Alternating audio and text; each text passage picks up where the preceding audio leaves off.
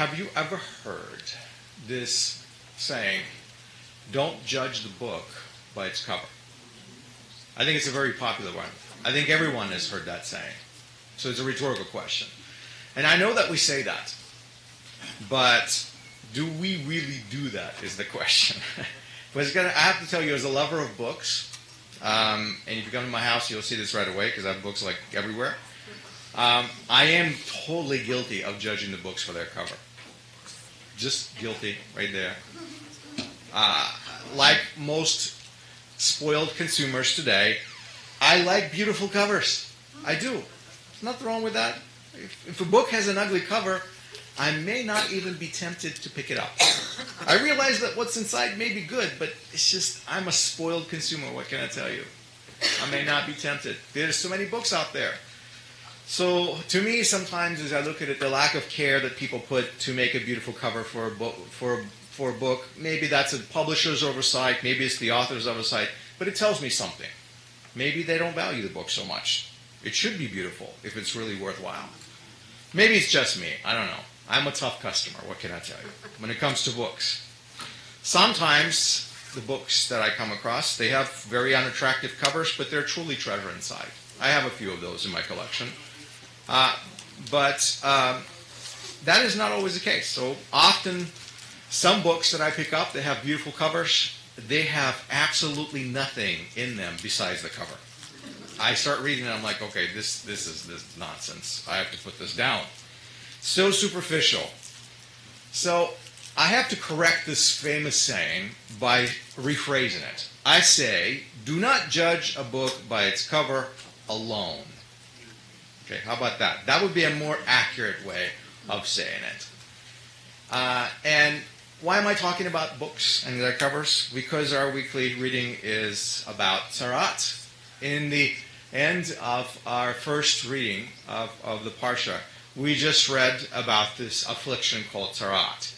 It's often translated as leprosy, mostly because of the Greek version of the Bible. If you don't know this, you can thank the Greeks. It's a bit of a mysterious affliction that the Torah describes. It is like a book cover. It's on the outside. It's visible. It's something that we can see. Skin is something that's visible to everyone. And this affliction is meant to communicate something without words, really. That's the point of Tzaraat. But according to Jewish tradition, what causes Tzaraat? It's our words. Our words, it's the things that we say, is what brings it about in the first place. The person who develops this condition that Torah calls Tzaraat becomes Mitzorah. Someone afflicted with Tzaraat. That's what that word means. If you ever heard of the word Metzorah, that's basically what it means. And the reason why is because this person, according to tradition, engaged what Torah calls Motzi Ra.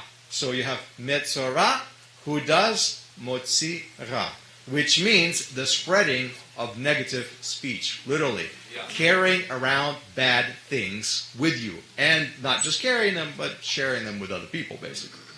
So this slander, this evil speech of all sorts, is understood to cause Tzaraat. That's what happens when, in the ancient times, we would read about somebody coming down with Tzaraat. That's probably why. So Tzaraat in Torah is not leprosy. Let's just get that straight. It's something else. It is a physical sickness with spiritual causes.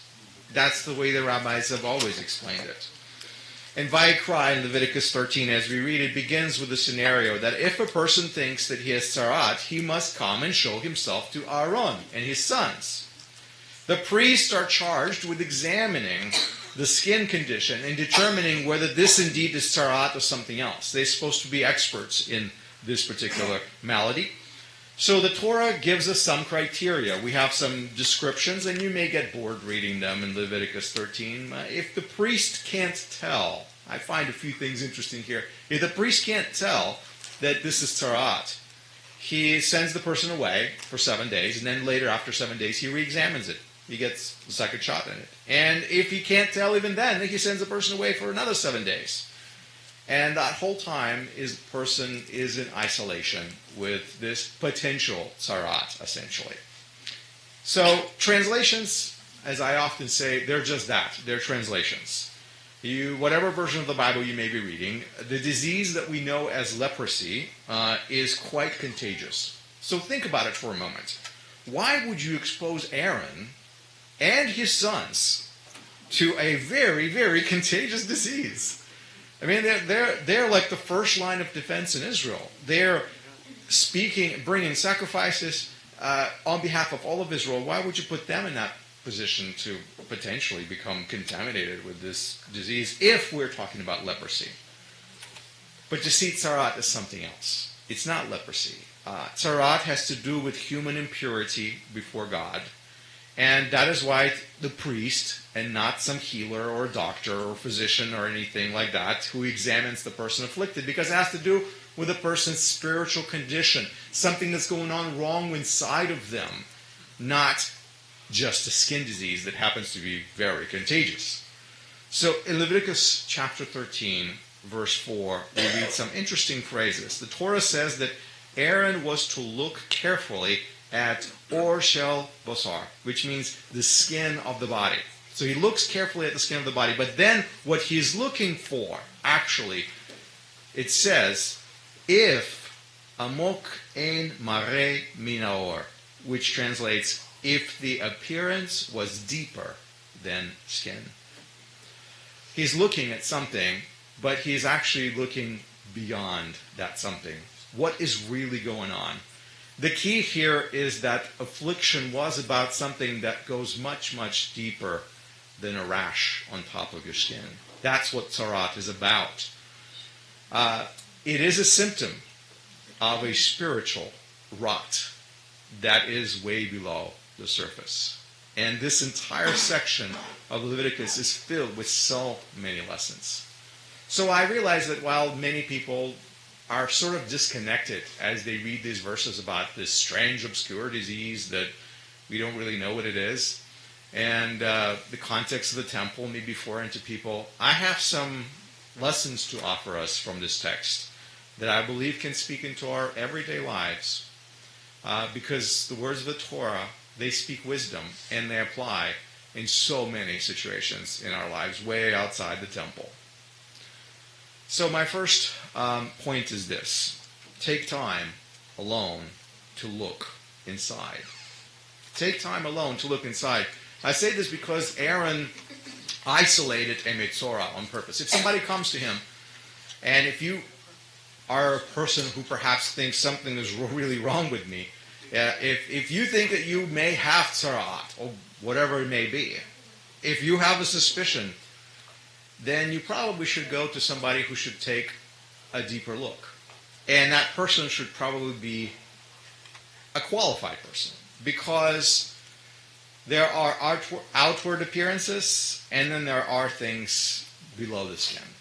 So my suggestion is take a deeper look inside. That's a good thing, but don't self-diagnose. We can be sick spiritually. That's not unusual. It is quite real, and it can get very bad. I have seen spiritual sickness. It happens all the time. And often our interaction with other people is what makes things even worse. Because if we have tzarat, we become what the rabbis call motzei ra. We become someone who spreads that evil, that negativity to other people in the community. So that's why the Torah says that person should be isolated for a few days. Just let them be on their own for a little while. So if that's where you find yourself, you may say something's wrong with me. Take some time, look inside. Minimum of a week's time is what Torah suggests. I think it's a prudent advice. My second point is this. Don't ignore the outside. We have these sayings, don't judge the book by its cover, and that's why I started my drash this way. Sometimes what we see actually is exactly what it is. Do judge the book by its cover, but not by cover alone. That's what I'm saying. Though it is not really a perfect way to tell. Our eyes can play tricks on us. Our perception can be faulty. Examining the outside can actually be productive. Sometimes we give the benefit of the doubt, and sometimes we give too much benefit of the doubt. Why? Because our actions, ladies and gentlemen, they actually speak louder than any words that we say. How we act, what we do, how we behave around others can tell us so much about what's going on the inside of a person. If something is really off, sometimes a careful examination, even repeated re-examination, can reveal it. Naturally, don't forget that it's Aaron is the one who does this. That is a task charged to him. Aaron lives in a state of constant purity, by the way. He is in Hashem's presence all the time. And that's why he gets to examine people for tzara'at, because he knows what purity is. Our master also cautioned us to examine our own eyes for logs before we start looking in someone else's eye for a speck. Remember that saying. So let's not be hasty with these kinds of things, but we should look on the outside. The third point that I wanted to close with is look below the surface. I think that goes without saying. Reading the passage that we have just read, some people are really good in putting on a show. So take time to look below the skin, sort of say. Allow Hashem to reveal the truth to you. Pray, ask, seek Him. Whether you have to examine a person or you have to examine a situation, do not stop at the surface level. Look beyond the cover. Look beyond the skin. Consider the inside and then make your judgment. I say do not rush. Take the time if you're unsure. It's okay to be unsure. Look, even Aaron, he was unsure at times. Take 7 days if you must. And if you re-examine and you're still not sure, take another 7 days. But then, if it is still unclear, don't continue this process. Just move on. After that, just make a decision and move on. You will have chances to re-examine things later. Don't make this an eternal process. Yeshua taught us that what is inside of us actually can defile us. So my suggestion is, come to your heavenly priest and seek purity in your walk with God.